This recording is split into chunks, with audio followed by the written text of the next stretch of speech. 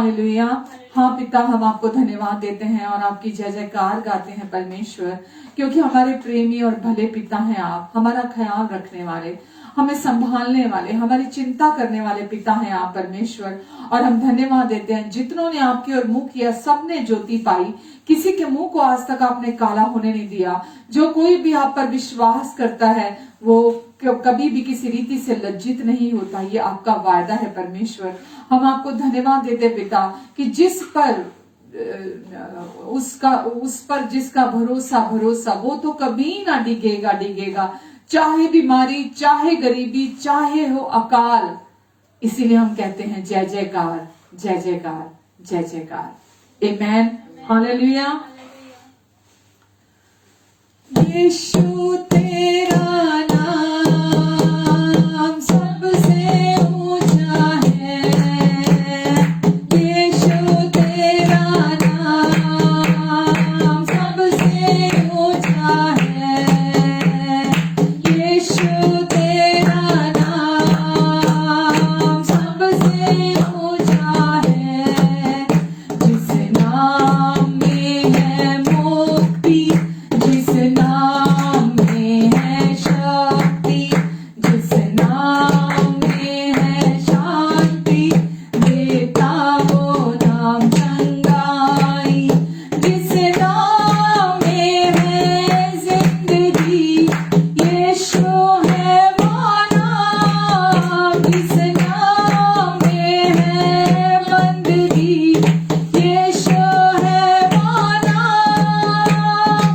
यीशु तेरा नाम सबसे ऊंचा है, यीशु तेरा नाम सबसे ऊंचा है। बीमारी से, गरीबी से, श्रापों से है छुड़ाता, वो नाम है जो अंधों को रोशनी भी है देता। बीमारी से, गरीबी से, श्रापों से है छुड़ाता, वो नाम है जो अंधों को रोशनी भी है देता। जिस नाम में है जिंदगी, यीशु है वो नाम। जिस नाम में है बंदगी, यीशु है वो नाम। यीशु तेरा नाम सबसे ऊंचा है, यीशु तेरा नाम सबसे ऊंचा है। जिस नाम से शैतान डरे, उस नाम की जय जय करे। जिस नाम से ये ज़माना झुके, उस नाम को सलाम करे। जिस नाम से शैतान डरे, उस नाम की जय जय करे। जिस नाम से ये ज़माना झुके, उस नाम को सलाम करे। जिस नाम में है जिंदगी, यीशु है वो नाम। जिस नाम में है बंदगी, यीशु है वो नाम। यीशु तेरा नाम सबसे ऊंचा है, यीशु तेरा नाम सबसे ऊंचा है, यीशु तेरा नाम सबसे ऊंचा है, यीशु तेरा नाम सबसे ऊंचा है, सबसे ऊंचा है, सबसे ऊंचा है, सबसे ऊंचा है। धन्यवाद देते हैं पिता हम आपको कि आपने हमारे सारे पापों की कीमत चुकाने के लिए हमारे अतीत, वर्तमान और भविष्य के भी संपूर्ण पापों से हमें मुक्ति दिलाने के लिए, छुटकारा देने के लिए आपने प्रभु यीशु मसीह को इस धरती पर भेजा। और यीशु आए हम सब के पापों से हमें मुक्ति दिलाने के लिए, पूरे जगत के पापों से, पूरे जगत के मनुष्यों के पापों की कीमत आपने चुकाई अपनी देह पर। पिता की ओर से आपने ये उद्धार का कार्य पूरा किया और हमारे पापों की सारी सजा, दोष, दंड और न्याय आपने अपनी देह पर चुकाया। यीशु, हम आपको धन्यवाद देते हैं प्रभु जी। और आज हम यीशु आप में छुड़ा लिए गए हैं प्रभु, बीमारी से, गरीबी से, श्रापों से छुड़ाता ये वो नाम है जो अंधों को रोशनी भी देता। जिस नाम में है जिंदगी, यीशु है वो नाम। जिस नाम में है बंदगी, भक्ति है जिस नाम में, यीशु है वो नाम। जिस नाम से शैतान डरे, जिस नाम से शैतान डरे, यीशु नाम से शैतान डरे, उस नाम की जय जय करे। जिस नाम से ये जमाना झुके, उस नाम को सलाम करे।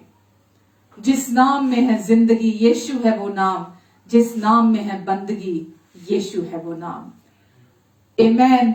हम धन्यवाद देते पिता, हमें नई पहचान में अपने साथ एक कर लेने के लिए परमेश्वर, हम आपको धन्यवाद देते हैं पिता। धन्यवाद परमेश्वर, अपने स्वरूप और समानता में हमें अपने साथ आपने हमेशा के लिए मिलाकर एक कर दिया। और आज केवल आपके इस पूरा हुए कार्य पर विश्वास करने के द्वारा हम आजाद किए जाते हैं, छुड़ाए जाते हैं, हम धर्मी ठहराए जाते हैं, हम आशीषित बन जाते हैं। पिता, हम आपको धन्यवाद देते हैं। धन्यवाद परमेश्वर, आपके लिए हर एक आत्मा प्रिय है, क्योंकि आप हर एक आत्मा से प्रेम करते हैं परमेश्वर। और इसीलिए हम सब को छुड़ाने के लिए आपने अपने प्रिय पुत्र को क्रूस पर बलिदान कर दिया। और यीशु के एक ही बार के बलिदान के द्वारा आपने हमें हमेशा के पापों से छुड़ा लिया। धन्यवाद देते पिता हम आपको। धन्यवाद परमेश्वर। पिता, आज फिर से आपने हमें संगति में इकट्ठा किया। हम आपको धन्यवाद देते हैं, अपने सभी सुनने वाले, देखने वाले सभी प्रियजनों को आपके अनुग्रहकारी हाथों के नीचे देते हैं परमेश्वर। पिता, इन सब पर आप अपना अनुग्रहकारी हाथ बनाकर रखेंगे। अपने वचन का प्रकाशन आप आज इनके हृदयों तक पहुंचाएंगे पवित्र आत्मा के द्वारा। और परमेश्वर, आज जब ये आपसे वचन को सुनेंगे परमेश्वर, ये उन्नति पाएंगे, ये शांति पाएंगे, ये उपदेश आपसे, प्रोफेसी को पाएंगे, भविष्यवाणी का शब्द प्राप्त करेंगे। पिता, मैं इसके लिए भी आपको धन्यवाद देती हूँ। हमारी सोच और समझ से बढ़कर, मांगने और प्रार्थना से भी अधिक आप हमारे लिए सारी बातों को सिद्धता से पूरा करते हैं। और आज भी आप हमारे लिए ऐसा ही करने जा रहे हैं। धन्यवाद पिता, आप मेरी भी मदद करेंगे परमेश्वर, मेरी सहायता करेंगे, मुझ में से अपना मार्ग लेंगे और अपनी महिमा को प्रकट करेंगे। धन्यवाद परमेश्वर। आमीन, आमीन, हालेलुया। कैसे हैं आप सब? आशा करती हूँ कि सब बहुत अच्छे होंगे। आप भी और आपका परिवार, आपके प्रियजन भी सब बहुत अच्छे से होंगे। मैं भी आपके लिए निरंतर प्रार्थना करती हूँ, आपको प्रार्थनाओं में याद रखती हूँ, और आपको भी, आपके प्रियजनों को भी, कि परमेश्वर का अनुग्रह हमेशा आपके साथ है, हमेशा आपको संभाल के रखेगा। परमेश्वर कभी नहीं छोड़ेंगे, कभी नहीं त्यागेंगे। परमेश्वर का ये वायदा है कि जो कोई भी यीशु नाम पर विश्वास करता है, परमेश्वर कहते हैं मैं तुझे कभी नहीं छोड़ूंगा, कभी नहीं त्यागूंगा। और शैतान का उस व्यक्ति के जीवन पर कोई अधिकार नहीं रह जाता। वो शैतान के चंगुल से हमेशा के लिए छूट जाता है, निकल जाता है। फिर कोई भी बुरी चीज उस व्यक्ति की जिंदगी में उस पर अधिकार नहीं रखती है। वो हमेशा के लिए परमेश्वर की भलाइयों के नीचे आ जाता है, परमेश्वर की आशीषों के नीचे आ जाता है। आमीन। प्रभु के वचन में चलते हैं। और जैसा कि कुछ विषय ऐसे होते हैं जिन्हें बहुत ही परमेश्वर की बुद्धिमानी के द्वारा उन्हें छेड़ने की जरूरत होती है, उन्हें प्रचार करने की जरूरत होती है। तो उसमें से जो देने का विषय है या दशमांश का विषय है, उनमें से ही, उन विषयों में से ही है, क्योंकि लोग इन क्षेत्रों को लेकर, देने के क्षेत्र को लेकर एक अलग ही अवधारणा अपने मन में लिए हुए हैं, क्योंकि उन्हें वही सिखाया गया है, वो वही जानते हैं। इसलिए जो वो जानते हैं वो वही करते हैं। जो उन्होंने नहीं सुना तो वो उस पर विश्वास कैसे कर सकते हैं। तो इसीलिए सुनना बहुत जरूरी है। इस सुनने से पहले उस वचन को प्रभु के अनुग्रह के रोशनी के नीचे उसे प्रचार करना बहुत जरूरी है, ताकि आपके जीवन में सचमुच में आजादी आए, छुटकारा आए। कोई भी चीज किसी बंधन के तहत हम ना करें, कोई भी चीज हम किसी बंधुआई के तहत ना करें कि मुझे ये करना है। तो उसी के विषय में आज भी जैसा कि आप लोग टाइटल जानते हैं कि परमेश्वर हमसे आज हम जो नई वाचा के अधीन है, तो परमेश्वर कैसे चाहते हैं कि आज हम परमेश्वर के राज्य में बीज बोएं। परमेश्वर कैसे पसंद करते हम कि कैसे हम दें। तो आज इसी के विषय में हम वचन को शेयर करने जा रहे हैं। धर्म हमें सिखाता है, रिलीजन हमें सिखाता है कि हमें परमेश्वर से प्रेम करने और उनसे आशीष प्राप्त करने के लिए बहुत सारे कर्म करने पड़ेंगे। हमें परमेश्वर से प्रेम करने के लिए कि हम परमेश्वर से प्रेम करें, और हमें परमेश्वर से उनकी आशीष को प्राप्त करने के लिए बहुत कोशिशें करनी पड़ेंगी, बहुत प्रयास, बहुत कार्य करने पड़ेंगे। और बहुत सारे जगहों पर इस गलत सोच का प्रचार लोगों तक किया जाता है, ये शिक्षा लोगों तक दी जाती है। और इस जो धन का क्षेत्र है, इस क्षेत्र में भी जब पढ़ाया जाता है तो उसे अलग ही रूप दे दिया गया है। वास्तव में जो वचन कहता है उसके एकदम विपरीत सिखाया गया है। इसी कारण से आज भी लोग श्राप के नीचे हैं, आज भी लोग गरीब हैं, आज भी लोग निर्धन हैं, आज भी लोगों की जिंदगी में कमी है, घटी है। उनके जीवन आज भी जैसा परमेश्वर इरादा रखते हैं, जैसा परमेश्वर उनके जीवन में चाहते हैं कि वो अपने जीवन में परमेश्वर की भरपूरी और उनकी बहुतायत का आनंद उठाएं, और उनके पास वैसा जीवन जिए जैसा परमेश्वर ने इरादा किया है, जैसा परमेश्वर अपनी संतानों के लिए चाहते हैं। तो सच्चाई आज जैसा मैंने बोला कि धर्म हमें ये सिखाता है कि हमें परमेश्वर से प्रेम करने के लिए, उनकी आशीष प्राप्त करने के लिए हमें बहुत सारे प्रयास करने की जरूरत है। ऐसे ही परमेश्वर हमें आशीष नहीं दे देंगे, हमें पहले बहुत कुछ करना पड़ेगा। और जबकि इसके दूसरी तरफ सच्चाई यह है कि यीशु ने जो कुछ भी क्रूस पर हमारे लिए पूरा कर दिया है, प्रभु यीशु मसीह ने जो कुछ भी हमारे लिए पूरा कर दिया, उसकी वजह से आज हम अनुग्रह के तहत हैं, अनुग्रह के अधीन हैं। अब हम व्यवस्था के अधीन नहीं हैं कि व्यवस्था के अधीन मनुष्य को परमेश्वर को प्रसन्न करना पड़ता था, मनुष्य को परमेश्वर को प्रेम करना होता था, अपने पूरे हृदय से, पूरे शक्ति से, पूरे प्राण से परमेश्वर से प्रेम करना, अपने प्रयासों के द्वारा प्रेम करना होता था, और परमेश्वर की आशीष को प्राप्त करने के लिए प्रयास करना होता था। लेकिन इस नई वाचा में हम उस पुरानी वाचा के अब अधीन नहीं रहे। इस नई वाचा में हम प्रभु यीशु मसीह के पूरा हुए कार्य के द्वारा अनुग्रह के अधीन अब हम आ चुके हैं। अनुग्रह के अधीन अब हम व्यवस्था के अधीन नहीं है, इसलिए क्योंकि अब हम अनुग्रह के अधीन है, व्यवस्था के अधीन नहीं है, इसीलिए हम किसी भी श्राप के, दंड के, सजा के अब हम अधीन नहीं है। किसी भी दोषारोपण के खतरे से बाहर है अब हम, कि अगर हम नहीं देंगे तो परमेश्वर हमें दंड देंगे, सजा देंगे, दोष लगाएंगे वगैरह वगैरह, या हमारे जीवन पर श्राप आ जाएंगे। तो इस एक बात को सबसे पहले अपने अंदर समझने की जरूरत है, अपने आप से ये बात करने की जरूरत है, अपने आप को ये कहने की जरूरत है कि अब मैं, क्योंकि प्रभु यीशु मसीह अब मेरे प्रभु और मेरे उद्धार करता है, इसलिए क्योंकि यीशु ने क्रूस पर मेरे सभी पापों की कीमत पूरी चुका दी है और मुझे हर एक श्राप से छुड़ा लिया है। इस कारण अब मैं अनुग्रह के अधीन हूं, अब मैं व्यवस्था के अधीन नहीं हूं। प्रभु यीशु मसीह मेरे लिए क्रूस पर श्रापित हुए ताकि मैं यीशु में आशीषित हो जाऊं, और अब मैं अनुग्रह के अधीन हूं, मैं व्यवस्था के अधीन नहीं हूं। आमेन। और अगर आप व्यवस्था के अधीन नहीं है तो कोई दोष, कोई दंड, कोई सजा, कोई श्राप अब आपके जीवन में नहीं है, यानी कि अब आप किसी भी श्राप के अधीन नहीं है अब। आमेन। ये इतना बड़ा छुटकारा है। आज भी लोग कंफ्यूज हैं, आज भी लोगों को पता नहीं है, और आज भी लोग भरमाए जाते हैं। बड़ी बड़ी चर्चिज में, बड़ी बड़ी कलीसियाओं में लोग भरमाए जाते हैं आज भी, ये बोलते हुए कि अभी भी आपको ये करने की जरूरत है, ये कोशिशें, ये प्रयास, ये कार्य करने की जरूरत है आपको प्रतिदिन, ताकि आप श्राप से बाहर आ जाएं।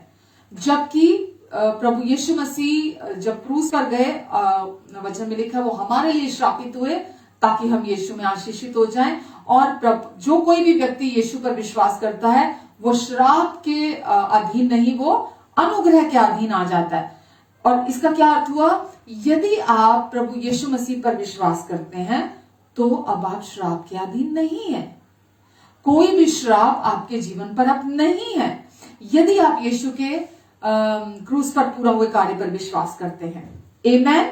तो इस बात को मैं बार बार इसीलिए बोल रही हूं कि आपको अपने लिए केवल यह विश्वास करने की जरूरत है कि कई बार हम सोचते नहीं, अभी तो जीवन ठीक नहीं है, अभी तो मुझे और सीखने की जरूरत है, अभी बहुत कुछ ऐसा है जो मैं जानता नहीं हूं, बहुत सारा जान जाऊंगा शायद तब मेरे जीवन में परमेश्वर की आशीषें आएंगी।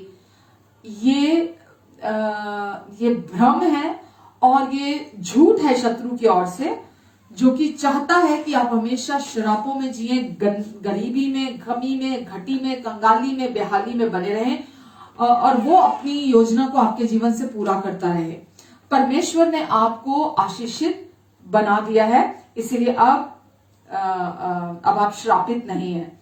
और परमेश्वर चाहते हैं कि आज हम अपनी स्वतंत्र इच्छा का इस्तेमाल करते हुए, आज हम अपनी खुशी से, अपने अच्छे हृदय से, आभारी हृदय से, कृतज्ञ हृदय से, है ना, आज हम परमेश्वर के राज्य में देने वाले बने। आज हम खुशी से देने वाले बने, ना कि किसी दायित्व की वजह से, किसी ऑब्लिगेशन की वजह से, या कि मुझे देना ही पड़ेगा। अब तो मुझे देना पड़ेगा क्योंकि आपने सीखा वही है, आपने शिक्षा वही प्राप्त की है, इस वजह से दिल पर पत्थर रखकर भारी हृदय से कि मुझे ये देना ही पड़ेगा, इस कारण देते हैं। तो परमेश्वर कभी नहीं चाहते कि हम इस एहसान मानते हुए, या हम एक कर्तव्य मानते हुए, या हम वगैरह वगैरह, हम इस भाव के साथ दें। परमेश्वर कभी नहीं चाहते हैं कि मुझे देना ही पड़ेगा के भाव से दें, बल्कि वो चाहते हैं हम आभारी हृदय से, धन्यवादी हृदय से, हम स्वतंत्र इच्छा का, कोई हमें देने के लिए मजबूर करे और हम दें। परमेश्वर ऐसा कभी नहीं चाहते। परमेश्वर ने हम सबको फ्री विल दी है, आज हम देने के लिए भी आजाद हैं। तो परमेश्वर क्या चाहते हैं? हम फ्री विल के द्वारा परमेश्वर के राज्य में देना सीखें। हम बिल्कुल स्वतंत्र अपनी इच्छा का इस्तेमाल करते हुए हम परमेश्वर के राज्य में किसी मनुष्य के डर से नहीं, किसी मनुष्य के दबाव से नहीं, हम स्वतंत्र इच्छा का इस्तेमाल करते हुए परमेश्वर के राज्य में बोए। जैसा कि हमने पहले भी देखा था, लूका 16:10 में लिखा था, जो थोड़े से थोड़े में सच्चा है वे बहुत में भी सच्चा है, और जो थोड़े से थोड़े में अधर्मी है वे बहुत में भी अधर्मी है। तो जब यीशु कम से कम बोलते हैं, तो कम से कम के बारे में जब यीशु बात करते हैं या बहुत के बारे में बात करते हैं, तो उसका मतलब है कि पैसा एक ऐसा विषय है, परमेश्वर जो हमारे जीवन में विश्वास देखना चाहते हैं, सबसे छोटा एक पैमाना कह लीजिए कि परमेश्वर हमारे विश्वास को देखते हैं, कम से कम में विश्वास योग्य जो लिखा है। तो सबसे कम महत्वपूर्ण तरीका हमारे विश्वास को देखने का, सबसे कम महत्वपूर्ण वो क्या है कि हम धन के विषय में जो थोड़े से थोड़ा है, हम उसके विषय में विश्वास योग्य है कि नहीं है।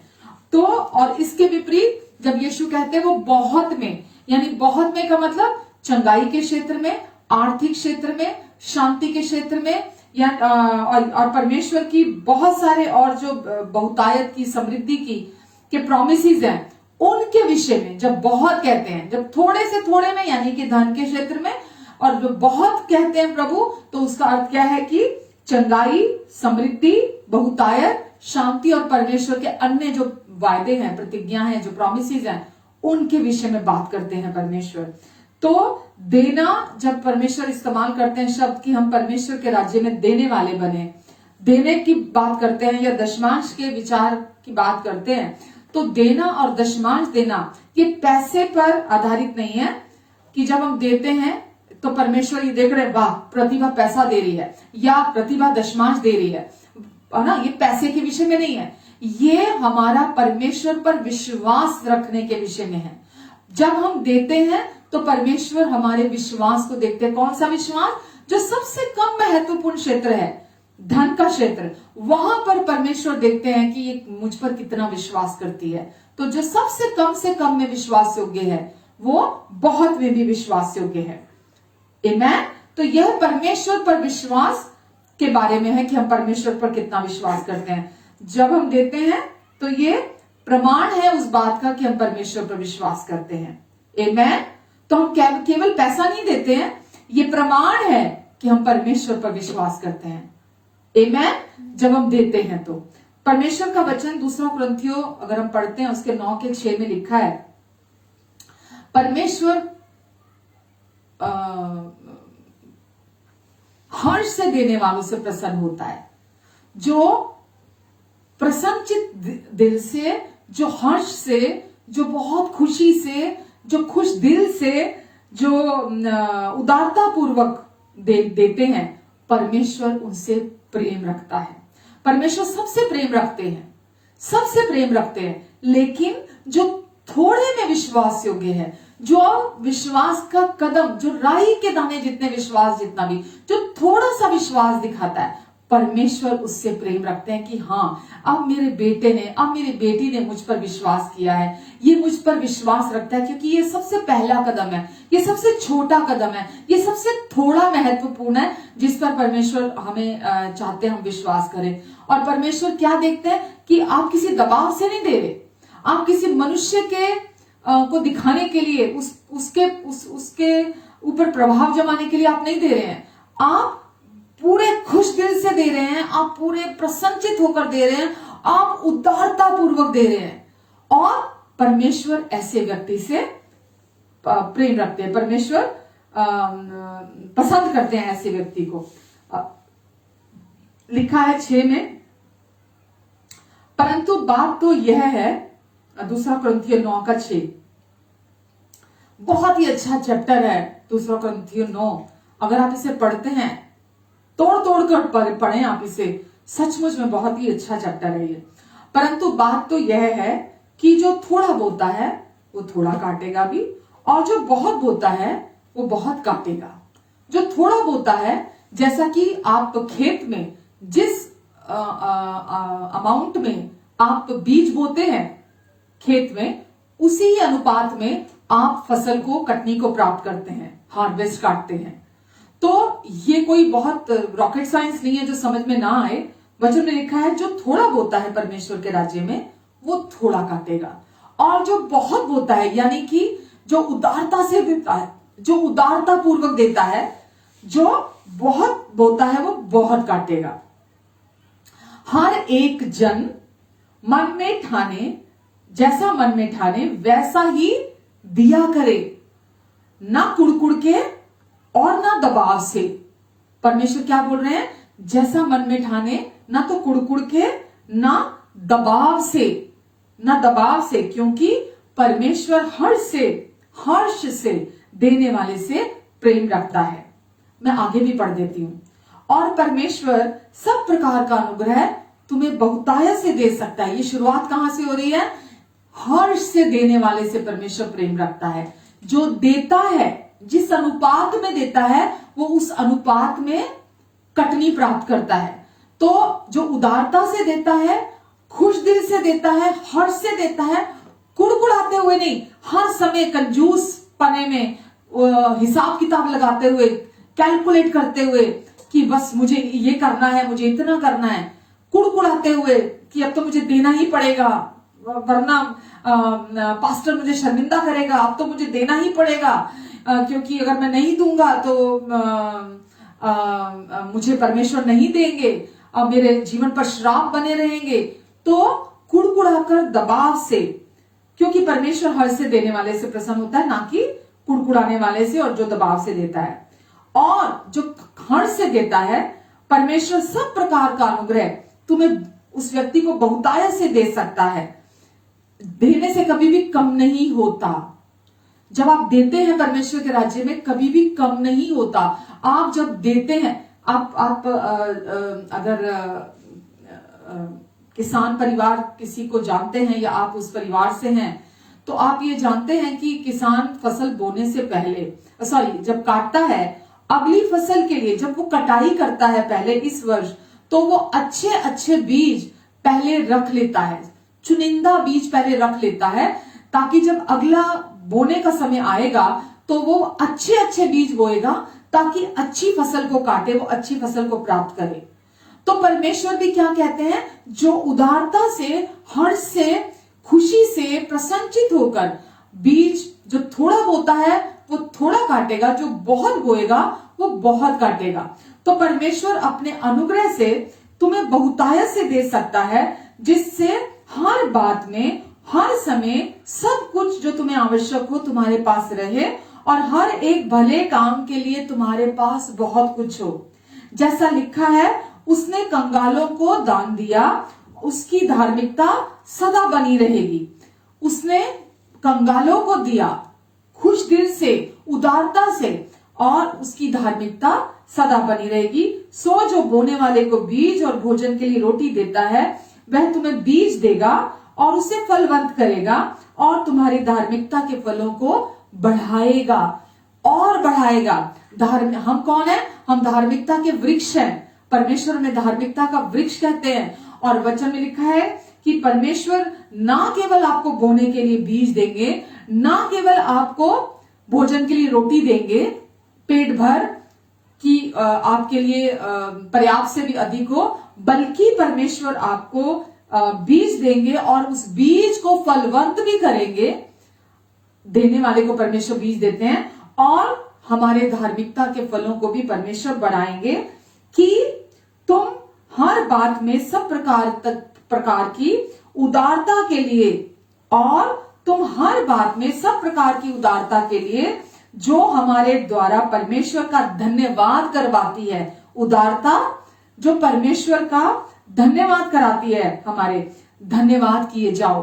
परमेश्वर क्या चाहते हैं? हम उदारता से धन्यवाद के साथ देने वाले बने, हम जो परमेश्वर के प्रति हमारे धन्यवाद को और बढ़ाती है। तो आगे लिखा, क्योंकि इस सेवा के पूरा करने से ना केवल पवित्र लोगों की घटियां पूरी होती हैं, जब हम उदारता से देते हैं, ना केवल पवित्र लोगों की घटियां पूरी होती हैं, परंतु लोगों की ओर से परमेश्वर का बहुत धन्यवाद होता है। जब आप उदारता से देते हैं तो आप लोगों की प्रार्थनाओं का उत्तर दे रहे होते हैं। जब आप खुश दिल से दे रहे होते हैं तो आप परमेश्वर को प्रसन्न कर रहे होते हैं। परमेश्वर आपको और प्रेम कर रहे होते हैं। परमेश्वर आपके अंदर विश्वास को देख रहे होते हैं। और जैसा मैंने भी पढ़ा कि परमेश्वर जब आप देते हैं, आप धन के सेवक बनकर आप उसकी सेवा करते हैं, तो कई पवित्र लोगों के जीवन में उनकी घटियों को पूरा करते हैं, और परमेश्वर आपके धन्यवाद को और बढ़ाते हैं। आगे लिखा है कि 13 में, 2 कुरिन्थियों 9 के 13 में, क्योंकि इस सेवा से प्रमाण लेकर वे परमेश्वर की महिमा प्रकट करते हैं। क्योंकि हम जब देते हैं उदारता से, तो हम परमेश्वर की महिमा को प्रकट करते हैं। ये प्रमाण है कि हम परमेश्वर पर विश्वास करते हैं, और हम कल की चिंता नहीं करते हैं, हम अपनी चिंता नहीं करते हैं। जब परमेश्वर हमें देने के लिए उत्साहित करते हैं किसी को, तो हम परमेश्वर कभी कभी कहते हैं तू पूरा का पूरा डाल दे, जितना तेरे पास है तू सारा का सारा डाल दे। तो हम उदारता से देने से पीछे नहीं हटते हैं, क्योंकि इसके द्वारा परमेश्वर की महिमा प्रकट होती है। आगे लिखा है कि तुम मसीह के सुसमाचार को मानकर उसके अधीन रहते हो। क्योंकि तुम मसीह के सुसमाचार को मानकर उसके अधीन रहते हो, और उनकी और सबकी सहायता करने में उदारता प्रकट करते रहते हो। आमेन। आप सुसमाचार के लिए और आप दूसरे लोगों की, सब लोगों की मदद करने के लिए, सहायता करने में उदारता प्रकट करते रहते हो। 14 में लिखा है, और वे तुम्हारे लिए प्रार्थना करते हैं, और इसलिए कि तुम पर परमेश्वर का बड़ा ही अनुग्रह है, तुम्हारी लालसा करते रहते हैं। जब आप देते हैं सुसमाचार के लिए, जब आप देते हैं सहायता करने के लिए, तो क्या होता है? वे लोग चाहे वो अगुए हैं, चाहे वो विश्वासी हैं, चाहे दूसरे लोग, वो प्रार्थना करते हैं आपके लिए, और तुम पर परमेश्वर का बड़ा ही अनुग्रह है। यानी कि आप परमेश्वर के अनुग्रह पर विश्वास कर रहे हैं, आप परमेश्वर पे भरोसा कर रहे हैं, और तुम्हारी लालसा करते रहते हैं। 15 में लिखा है, परमेश्वर को उसके उस दान के लिए जो वर्णन से बाहर है धन्यवाद हो। परमेश्वर को उसके उस दान के लिए जो वर्णन से बाहर है धन्यवाद हो। हम उतना कभी भी नहीं दे सकते जो परमेश्वर ने हमें यीशु को देकर अपना सबसे बेस्ट दे दिया है। परमेश्वर से बढ़कर उदार कोई नहीं हो सकता। परमेश्वर सबसे उदार दाता है, सबसे उदार पिता है हमारे। और लिखा है परमेश्वर को उसके उस दान के लिए, उस गिफ्ट के लिए जो वर्णन से बाहर है, यीशु को देकर परमेश्वर ने हमें निशब्द कर दिया है कि हम उसका वर्णन ही नहीं कर सकते कि परमेश्वर ने हमें क्या दे दिया है। तो लिखा है परमेश्वर का धन्यवाद करते हैं हम देते हैं। कैसे देते हैं? हम धन्यवाद के साथ देते हैं। हम इसलिए नहीं देते कि अरे अब तो देना पड़ेगा, अरे महीना शुरू हो गया और अब तो दशमांश देना पड़ेगा, अरे अब तो मुझे चर्च में जा रहा हूं, अरे अब तो मुझे वहां पर देना पड़ेगा, अरे अब ये जरूरतमंद है या कोई है तो इसकी मदद मुझे करना पड़ेगा। हम कभी भी इसलिए नहीं करते कि ये जरूरी है, ये आवश्यक है, ये मुझे करना पड़ेगा, हमें देना पड़ेगा। जब हम देते हैं तो ये प्रेम से देने की मानसिकता है। ये कोई हम जैसे किसी को पे करते हैं, है ना, ये वो मानसिकता नहीं है कि भुगतान करना, हमें किसी ने हमारे लिए कुछ किया था और हमको भी अब भुगतान करना उसका, ऐसा नहीं है। हम प्रेमी हृदय से, हम धन्यवादी हृदय से परमेश्वर के उस दान के लिए जो वर्णन से बाहर है, हम खुश दिल से, हम हर्ष से, हम प्रसन्नचित होकर, हम अपने पूरे दिल से, क्योंकि परमेश्वर ने उदारता से हमें दिया।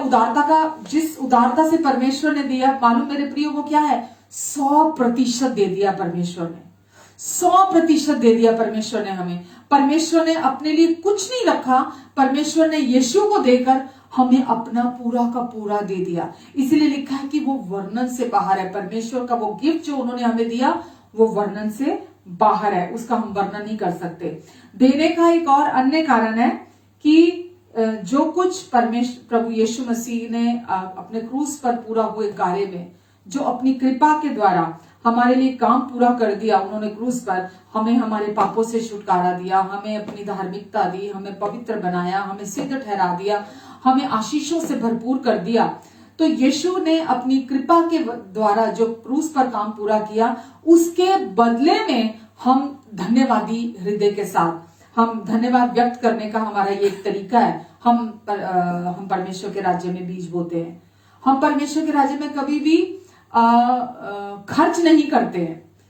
आपके वॉलेट में जो भी पैसे होते हैं, आपके पास जो भी पैसे होते हैं, आप जब मार्केट जाते हैं तो आप शॉपिंग करते हैं, अपने लिए कपड़े खरीदते हैं, अपने घर का सामान खरीदते हैं, आप अपने खाने पीने का सामान खरीदते हैं, आप जो कुछ भी आप खर्चा करते हैं, वो जो आप खर्चा करते हैं वो खत्म हो जाता है, वो फिर आपके पास वापस नहीं आता है जब आप उसे खर्चा करते हैं। और आज लोगों को अपने ऊपर खर्च करने में बहुत ही अच्छा लगता है और उन्हें बहुत खुशी मिलती है। किसी हद तक हमें करना भी चाहिए अपने ऊपर खर्चा, पर यह मैं मानसिकता की बात कर रही हूं कि जो भी कुछ हम अपने खाने पर, पीने पर, पहनने पर, रहने सहने के लिए जो भी हम खर्चा करते हैं वो हम खर्च कर देते हैं, वो लौट कर वापिस नहीं आता है। पर जो कुछ भी आप परमेश्वर के राज्य में देते हैं, जब आप देते हैं तो आप खर्च नहीं करते हैं उसे, आप उसे बोते हैं। आमेन। आप उसे बोते हैं और जो चीज बोई जाती है वो कटनी के साथ आती है। जो चीज बोई जाती है वो एक बड़ी हार्वेस्ट को लेकर आती है। तो इसीलिए हम ये जानते हैं कि जब परमेश्वर हमें उत्साहित कर रहे हैं देने के लिए, तो हम बहुत खुश होकर बड़े हर्ष के साथ, हमें हमारे लिए वो अपॉर्चुनिटी होती है बीज बोने की। जहां पर भी परमेश्वर हमें दिखाते हैं या जहां पर भी कोई मौका समय आता है, तो हमारा सौभाग्य है, हम अपने भविष्य को तैयार कर रहे होते हैं। तो आप जो भी बोते हैं, आप परमेश्वर के राज्य में वो खर्च नहीं करते हैं। जब देते हैं तो लोग सोचते हैं अरे इतना दे दूं, बड़ी मुश्किल से लोगों की जेब से 5 का सिक्का निकलता है, 1 का सिक्का निकलता है, 10 का नोट निकलता है। 100 का नोट निकालेंगे दिखा के कि 4 लोग देख रहे हैं कि नहीं देख रहे हैं। 500 निकालेंगे तो और दिखा कर कि 10 लोगों को पता चलना चाहिए कि मैं कितना बड़े दिल वाला हूं और मैं दे रहा हूं। तो दूसरों को दिखाने के लिए हम करते हैं, और उसका प्रतिफल वचन में लिखा है, जो कुछ तुम यहाँ मनुष्यों को दिखाने के लिए करते हो, उसका प्रतिफल तुम यही पा लेते हो। उसकी वापसी परमेश्वर से उसकी वापसी हमें नहीं मिलती है। तो जो कुछ भी हम करते हैं, हम खुश दिल से करते हैं, और हमें परवाह नहीं है कि किसी एक को भी पता चला है कि नहीं पता चला, किसी एक के भी नॉलेज में है कि नहीं है कि मैंने किसको कितना दिया है। ये स्टेज आनी हमारे जिंदगी में बहुत महत्वपूर्ण है कि जब हम किसी भी मनुष्य को ना पता चलने दें, किसी को भी ना दिखाई दे कि हम क्या कर रहे हैं, हम कितना बो रहे हैं, क्योंकि हम ये जानते हैं कि परमेश्वर ने हमें अपना सर्वस्व दे दिया है, अपना सब कुछ हमें दे दिया है। और वचन में लिखा है, जो कुछ तुम गुप्त में करते हो, तुम्हारा पिता जो गुप्त में देखता है, वो ओपन में तुम्हें उसका प्रतिफल देता है। तो क्या अच्छा है कि हम जो कुछ भी करते हैं, परमेश्वर हमारे हृदय को देखते हैं कि हम कैसे हृदय से देते हैं, हमारे भीतर के मोटिव को देखते हैं कि हम किस मोटिव से देते हैं, हमारे अंदर का मकसद क्या है, परमेश्वर उसे देखते हैं। क्योंकि अगर हम परमेश्वर के प्रेम को आज नहीं जानते, और आज अगर हम ऑब्लिगेशन की वजह से एक कर्तव्य मानते हुए, या अगर हम किसी दबाव से या कुड़कुड़ाते हुए अगर हम दे रहे हैं, तो हम जो कुछ भी देते हैं वो कुछ नहीं है के बराबर है, यानी कि शून्य के बराबर हो जाता है। उसका आपको प्रतिफल नहीं मिलता, वो शून्य गिना जाता है, वो कुछ नहीं है के बराबर है। अगर आप परमेश्वर के प्रेम को, इसका विपरीत क्या है, अगर आप परमेश्वर के प्रेम को अपने प्रति जानते हैं, और आप उस प्रेम को जो आपने रिसीव किया परमेश्वर से बिना शर्तों का प्रेम, आप उस प्रेम के द्वारा जब देते हैं, तो उसका प्रतिफल परमेश्वर आपको खुले में सबके सामने परमेश्वर उसका प्रतिफल आपको देते हैं। आमेन। 1 कुरिन्थियों 13:3 में लिखा है कि यदि मैं अपनी संपूर्ण संपत्ति कंगालों को खिला दूं, यदि मैं अपनी संपूर्ण संपत्ति, जो कुछ भी मेरे पास है, मैं संपूर्ण संपत्ति कंगालों को खिला दूं, या अपनी ये देह जलाने के लिए दे दूं, अपनी ये देह भी जलाने के लिए दे दूं, और परमेश्वर का प्रेम जो अगापे प्रेम है, मैं प्रेम ना रखूं, तो मुझे कुछ भी लाभ नहीं।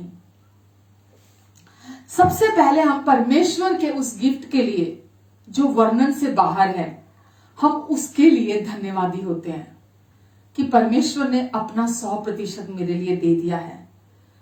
हम कैलकुलेट करते रह जाते हैं, अरे 10% बस, उससे ज्यादा नहीं देना, मेरे भी तो अपने खर्चे हैं, मेरा बिजली का बिल है, मेरा घर का रेंट है, मेरे बच्चों का फ्यूचर है, मेरे घर का खर्चे और खर्चे हैं, मेरा संसारिक सुख दुख है, मेरा ये, मेरा वो, मेरा ये। हम इन चीजों की चिंता में बने रहते हैं, हम इन चीजों की चिंता करते रहते हैं।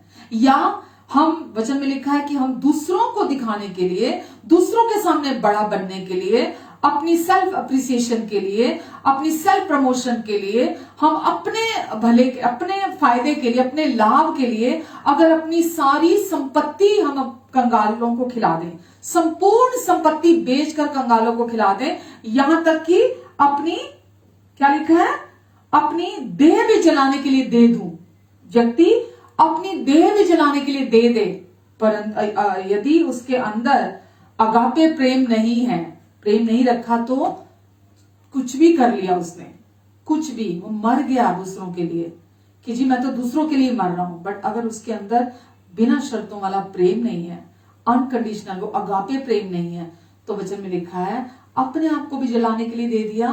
दूसरे लोग देखकर कह सकते हैं अरे दूसरे के लिए मर गया ये तो, हाँ अरे दूसरे के लिए तो इसने सारी संपत्ति बेचकर और ये तो खुद कंगाल हो गया, इसने तो इतना भला कर दिया दूसरों का। बट वचन कह रहा है कि अगर अगापे प्रेम नहीं है, बिना शर्तों का प्रेम नहीं है, तो मुझे कुछ लाभ नहीं होगा उसका। हालेलुया।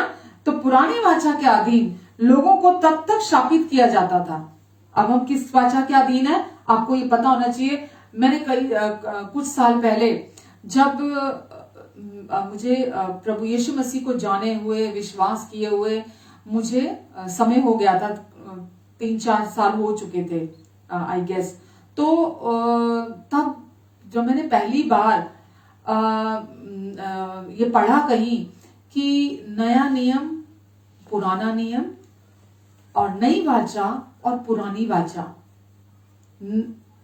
जब हम पढ़ते हैं तो इसमें जमीन और स्वर्ग और पृथ्वी का जो बीच का अंतर है वैसा अंतर है इसके बीच में।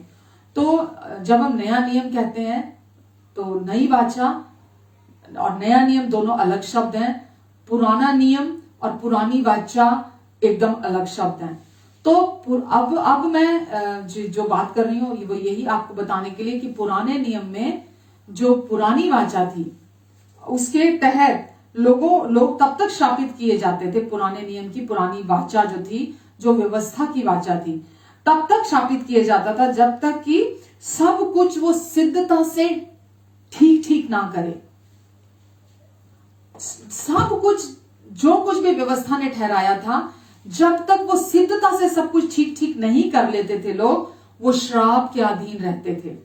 व्यवस्था की हर एक आज्ञा को विस्तार से उन्हें याद अपने आप को कराने की जरूरत पड़ती थी और व्यवस्था का पालन करने की प्रक्रिया को उनको हर कदम पर पूरा करना पड़ता था। जब तक वो ये नहीं करते थे तब तक वो श्राप के नीचे रहते थे, तो उन्हें इसका पालन करना ही पड़ता था। पर अब हम उस पुराने नियम की पुरानी वाचा के अधीन नहीं है। यीशु के क्रूस पर पूरा हुए कार्य के द्वारा अब हम नए नियम की नई वाचा, ओल्ड टेस्टामेंट के ओल्ड कवनेंट के अंडर में नहीं है, न्यू टेस्टामेंट के न्यू कवनेंट के अब हम अंडर में हैं। जो कि कौन सी कवनेंट है? अभी वो थी लॉ की कवनेंट, व्यवस्था की कवनेंट। अभी कौन सी है? अनुग्रह की कवनेंट, यानी कि अनुग्रह की वाचा के अधीन है।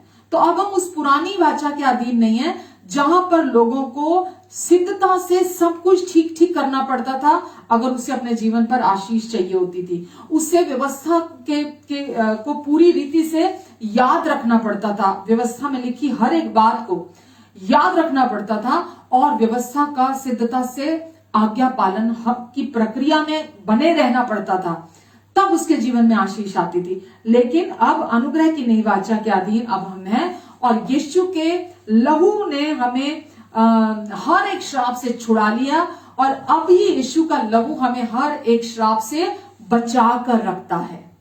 आमेन। क्योंकि अब हम उस पुरानी वाचा के अधीन नहीं है, अब हम नई वाचा के अधीन है। कौन नई वाचा के अधीन है? इस संसार का हर व्यक्ति ये करना, ये नहीं करना, ये करना, ये नहीं करना, अपने कर्मों, अपने प्रयासों, अपनी कोशिशों के अधीन अब नहीं है। इस संसार का कोई भी व्यक्ति नहीं है। व्यवस्था का अर्थ क्या है? हमारे कर्म, हमारी कोशिशें, हमारे प्रयास, हमारा प्रदर्शन परमेश्वर के से प्रेम करने का और परमेश्वर की ब्लेसिंग्स को रिसीव करने का। तो अभी हम में से कोई भी इस संसार का व्यक्ति इनमें से किसी के भी अधीन नहीं है, क्योंकि यीशु ने हमें अपने अनुग्रह के अधीन लाकर रख दिया है। और अब परमेश्वर के यीशु का लहू अब हमेशा हमें श्रापों से बचाए रखता है। अब हमारे जीवन पर श्राप नहीं है, श्राप नहीं आ सकता। अब हम प्रभु यीशु मसीह के द्वारा आशीषित बनाए गए हैं, इसलिए कोई लाख कोशिश करे, अब उस आशीष को जो यीशु ने हमें आशीषित ठहरा दिया है, उसे कोई भी किसी की कोशिश श्राप में पलट नहीं सकती है। हमारी भी कोई भी गलती, हमारा कोई भी पाप उस आशीष को श्राप में पलट नहीं सकता, क्योंकि ये एक स्टेट है, ये एक स्थिति है जो हमें श्राप के स्थान से आशीष के स्थान पर यीशु ने अपने क्रूस पर पूरा हुए कार्य के द्वारा हमें लाकर रख दिया। यीशु हमारे लिए क्रूस पर श्रापित हुए ताकि हम यीशु में आशीषित हो जाएं। ये आदान प्रदान, ये डिवाइन एक्सचेंज यीशु ने अपने क्रूस पर पूरा किया है। और अब हम श्राप के अधीन नहीं, अब हम हमेशा के लिए आशीष के अधीन है। आमेन। कुछ लोग कहते हैं कि यीशु जब आए तो यीशु ने दशमांश को छोड़ दिया, यीशु ने दशमांश के विषय में नहीं सिखाया,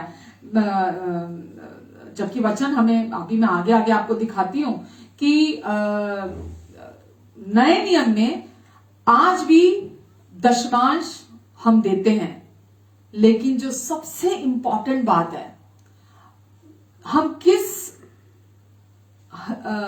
किस मोटिव के साथ देते हैं, हमारे हृदय को परमेश्वर देखते हैं। ये प्रिंसिपल आज के लिए भी है, पुरानी वाचा में भी था, नई वाचा में भी ये आज है। लेकिन इसके पीछे जब हम ये देते हैं तो हमारे परमेश्वर हमारे मोटिव को देखते हैं। तो पुराने व्यवस्था में, पुरानी जो वाचा थी, मूसा की व्यवस्था के साथ जो दशमांश था बाइबल में शुरू या खत्म नहीं हुआ। बहुत लोग सोचते हैं कि मूसा की व्यवस्था के साथ दशमांश शुरू हुआ था और वहीं खत्म भी हो गया। हालांकि मूसा की व्यवस्था में इसके जो व्यवस्था का जो आदेश थे उसके तहत दशमांश को वहां भी शामिल किया गया है। और जो लोग उस दशमांश को ना देने में विफल रहते थे उस समय पर, उसके साथ एक कठोर दंड भी जोड़ दिया गया था। तो अगर लोग वहां दशमांश नहीं देते थे तो कठोर दंड उनके लिए रखा गया था। तो दशमांश ना देने का आज्ञा पालन ना करने की वजह से लोग दंड से संबंधित रहते थे। और जबकि आज हम जो नए वाचा के अधीन है, नए नियम के अधीन है, ये उससे एकदम भिन्न है। रोमियो 8:1 हमें बताता है, सो अब जो मसीह में हैं उन पर कोई दंड की आज्ञा नहीं है। अब हम मसीह यीशु में हैं, मसीह में हैं, मसीह में विश्वास करते हैं, मसीह ने हमें अनुग्रह के अधीन लाकर रख दिया है। अब हम व्यवस्था के अधीन नहीं है, अब हम अनुग्रह के अधीन है। आमेन। तो अब हम पर कोई भी दंड की आज्ञा नहीं है। तो जो भी आज दशमांश देता है, 10% दे रहा है, ये पुराने नियम से ही चला आ रहा है, ये वहीं से उत्पन्न हुआ है। हम भी आज दशमांश देते हैं, जबकि हम अनुग्रह के अधीन हैं तो भी आज हम दशमांश देते हैं। नई बादशाह ने दशमांश को दूर नहीं किया, लेकिन जैसा मैंने अभी कहा, ये स्पष्ट किया है कि दशमांश देने के पीछे हमारा उद्देश्य क्या होना चाहिए, हम किस उद्देश्य से दे रहे हैं। हम क्या दंड से बचने के उद्देश्य से दे रहे हैं? क्या हम परमेश्वर हमें श्राप देंगे, क्या हम उस उद्देश्य से दे रहे हैं? तो ये डिपेंड करता है कि आप किस हृदय से दे रहे हैं, किस उद्देश्य से दे रहे हैं। उत्पत्ति अगर आप 14:20 पढ़ते हैं तो उसमें लिखा है कि अब्राहम ने व्यवस्था के दिए जाने से 430 साल पहले, जब वो मूसा की व्यवस्था दी गई थी उससे 430 साल पहले उसने दशमांश दिया। आगे याकूब ने भी व्यवस्था के समय से लगभग 300 साल पहले उसने भी दशमांश दिया। उत्पत्ति 28 में उसने कहा था कि अब मैं तुझे, परमेश्वर से वो कहता है कि मैं तुझे अब दशमांश हमेशा दिया करूंगा। उन्होंने ऐसा परमेश्वर को धन्यवाद देने के तरीके के रूप में दशमांश दिया, क्योंकि परमेश्वर उन्हें उनके दुश्मनों से मुक्ति दिलाते थे। परमेश्वर जब उन्हें उनके दुश्मनों से छुड़ाते थे तो वो बदले में परमेश्वर को धन्यवाद के रूप में वो परमेश्वर को दशमांश दिया करते थे। अब्राहम के दशमांश ने जब परमेश्वर को दशमांश दिया तो उस दशमांश ने परमेश्वर के हृदय को भी ब्लेस किया जब उसने दिया। क्यों? क्योंकि अब्राहम ने आभार और बहुत कृतज्ञ होकर वो दशमांश दिया था। उसको किसी ने नहीं मजबूर किया था, किसी दबाव से उसने नहीं दिया था। उसने अपनी स्वतंत्र इच्छा से, अपनी खुशी से अब्राहम ने वहां पर दशमांश दिया था और परमेश्वर ने उसके आभार को देखा कि उसने किस आभारी हृदय से दिया। तो इस तरह अब्राहम ने दशमांश देने के द्वारा यह स्वीकार किया था कि राजा उसकी राजा जो था उसकी आपूर्ति का स्रोत नहीं था। मैंने पिछले संडे भी ये आपके साथ पूरा शेयर किया था, बल्कि परमेश्वर उसकी आपूर्ति का स्रोत है। तो उसने राजा उसको जो सब कुछ देना चाहता था अपना, उसने राजा से कहा था कि नहीं, मैं तेरे इसमें से भाग में से मैं कुछ भी नहीं लूंगा, कहीं कल कोई ये ना कह दे कि मैं तेरे कारण धनी हुआ हूं। तो उसने परमेश्वर को खुशी के साथ कि उसने परमेश्वर ने उसे विजय दिलाई है, उसने परमेश्वर को दशमांश दिया था।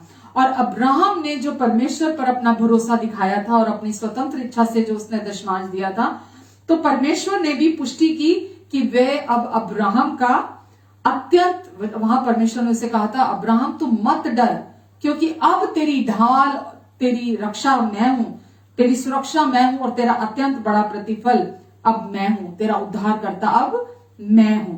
तो परमेश्वर ने अब्राहम को जानबूझकर दशमांश देने के बाद सार्वजनिक रूप से उनके प्रति जो उसने अपने विश्वास को प्रदर्शित किया था, परमेश्वर ने भी सार्वजनिक रूप से उसके जीवन में ये घोषणा की थी कि अब तुम मत डर, तेरी ढाल और तेरा अत्यंत बड़ा प्रतिफल मैं हूं।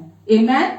यदि हम दशमांश को नहीं देते हैं तो आज ये विचार दिया जाता है जो बहुत आम है चर्चिज में, कलीसियाओं में, यदि कोई व्यक्ति दशमांश नहीं देता है तो उसके लिए कहा जाता है कि दशमांश में असफल अगर आप हो गए हैं या आप ऑफरिंग में असफल हो गए हैं, तो मलाकी 3 को वो पढ़कर बताते हैं कि परमेश्वर को वो परमेश्वर को लूट रहे हैं। और मैं आपको आगे पढ़ के बताती हूँ कि मलाकी 3:8-11 थोड़ा मैं और पढ़ती, फिर मैं पढ़ के आपको बताती हूँ कि वो कहते हैं कि जबकि जैसा मैंने अभी आपसे कहा कि जो नई वाचा है वो क्रूस से शुरू हुई है। क्रूस के बाद जब यीशु ने पूरा हुआ कहा, उसके बाद से नई वाचा शुरू हुई है।